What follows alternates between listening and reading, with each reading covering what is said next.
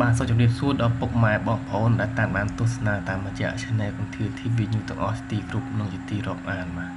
ហើយនៅពេលនេះខ្ញុំបាទនឹងលើកយកនៅព័ត៌មានថ្មីមួយទៀតដែលនិយាយអំពីកិច្ចចរចារវាងលោក Donald Trump ហើយនិងលោកធានាធិបតីរុស្ស៊ីរួមទាំងលោកធានាធិបតី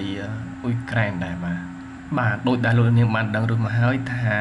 លោក Donald Trump នឹងគឺបានតែទូរស័ព្ទទៅតាក់ទងជាមួយលោកប្រធានាធិបតីពូទីនហើយនឹងលោក Zelensky បាទប៉ុន្តែមុននឹងតាក់ទងទៅលោកពូទីនគឺលោក Donald Trump បាន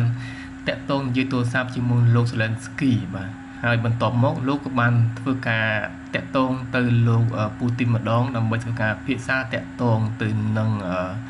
រកសន្តិភាពបាទរកសន្តិភាពក្នុងការចរចាសន្តិភាពនៅប្រទេសអ៊ុយក្រែនហ្នឹងបាទហើយការនិយាយទូរស័ព្ទរបស់គាត់ហ្នឹងគឺមានរយៈពេលជាង2ម៉ោងបាទគាត់ជំនួបជាមួយនឹងលោកប្រធានាធិបតីវ្លាឌីមៀពូទីនហ្នឹងបាទរយៈពេល2ម៉ោងដើម្បីពិភាក្សាពីរឿងបទឈប់បាញ់គ្នានៅអ៊ុយក្រែនរុស្ស៊ីហ្នឹងបាទបន្ទាប់ពីកិច្ចចរចាតាមទូរស័ព្ទរវាងលោកត្រាំហើយនិងលោកពូទីនហ្នឹងគឺនៅពេលដែលលោកត្រាំបាននិយាយថាខាងរុស្ស៊ីបាទខាងលោកពូទីននឹងគឺបានសម្រេចចិត្តហើយនៅក្នុងការចរចារកសន្តិភាពជាមួយនឹងប្រទេសអ៊ុយក្រែននឹងបាទប៉ុន្តែខាងរុស្ស៊ីក៏គាត់បាននិយាយថាគាត់ថានៅក្នុងការចរចាហ្នឹងគឺត្រូវការពេលវេលាអត់អាចធ្វើភ្លាមបានទេប៉ុន្តែលោកត្រាំគឺគាត់ចង់បានភ្លាមតែម្ដងឲ្យមានការចរចាគ្នារវាងបទឈប់បាញ់រយៈពេល30ថ្ងៃបាទប៉ុន្តែលោកពូទីនអត់ព្រមទេគឺគាត់ថាត្រូវការពេលវេលានៅក្នុងការចរចាហើយលោកប្រធានាធិបតីត្រាំនឹងបានបញ្ជាក់ទៀតថានៅក្នុងជំហាននៃការដំណើរការចរចានឹងគឺអាចនឹងឈានទៅមុខជាបណ្ដាហើយដោយឡែកនៅឯសហភាពអឺរ៉ុបវិញមេដឹកនាំសហភាពអឺរ៉ុបគាត់បាននិយាយថាសូមឲ្យលោកត្រាំនឹងជួយដាក់សម្ពាធទៅលើប្រទេសរុស្ស៊ីដើម្បីឲ្យរុស្ស៊ីនឹងចូលតុចរចាពីព្រោះថាសហភាពអឺរ៉ុបគេអត់ទាន់ជឿថាលោកពូទីននឹង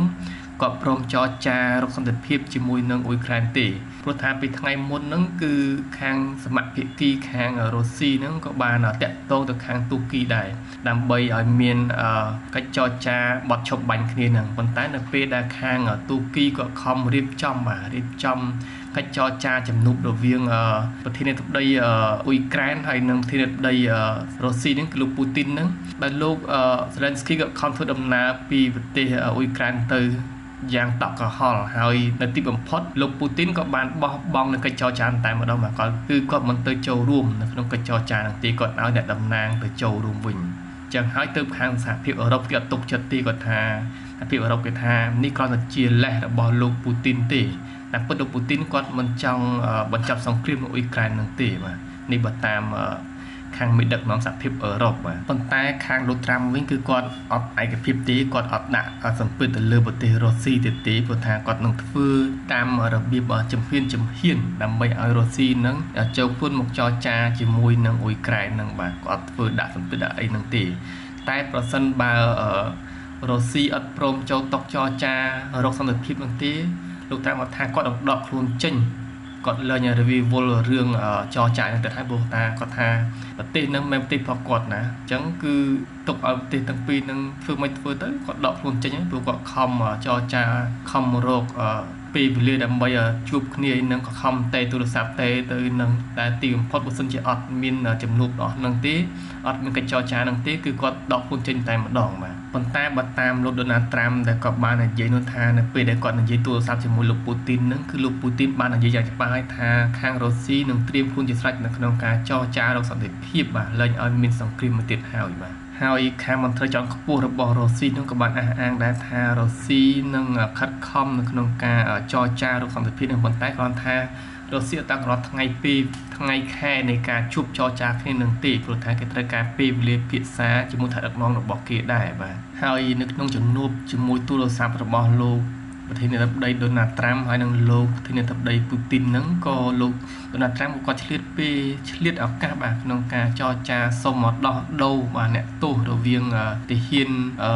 សហរដ្ឋអាមេរិកនិងទាហានរុស្ស៊ីហ្នឹងបាទអញ្ចឹងគាត់ឆ្លៀតពេលហ្នឹងដើម្បីសុំចរចាទៅក្នុងការដោះដូរទាហានគ្នាហ្នឹងបាទព្រោះថារុស្ស៊ីចាប់បានទាហានអាមេរិកហើយអាមេរិកក៏ចាប់បានទាហានរុស្ស៊ីដែរបាទអញ្ចឹងធ្វើការដោះដូរទៅវិញទៅមកនៅក្នុងពេលជួបគ្នានិយាយទូរស័ព្ទអស់រយៈពេលជាង2ម៉ោងហ្នឹងបាទនៅក្នុងនោះដែរលោក Zelensky ដែលជាប្រធានាធិបតីអ៊ុយក្រែនលោកបាន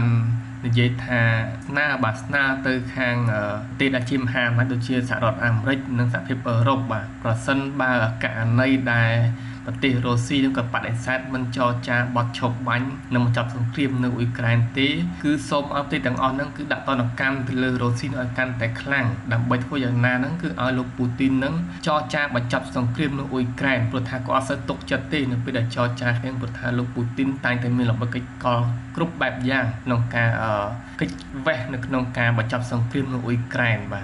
ទអរគុណដល់ពុកម៉ែបងប្អូនដែលតាមដានទស្សនាតាមរយៈ Channel គុនធា TV ញូទាំងអស់ទីគោរពហើយបងប្អូនថ្មីដែលមិនទាន់ Subscribe សូមជួយ Subscribe ម្នាក់មួយដើម្បីទទួលបានព័ត៌មានថ្មីនៅពេលដែលខ្ញុំបានបង្ហោះទៅអរគុណជួបគ្នានៅវីដេអូក្រោយទៀត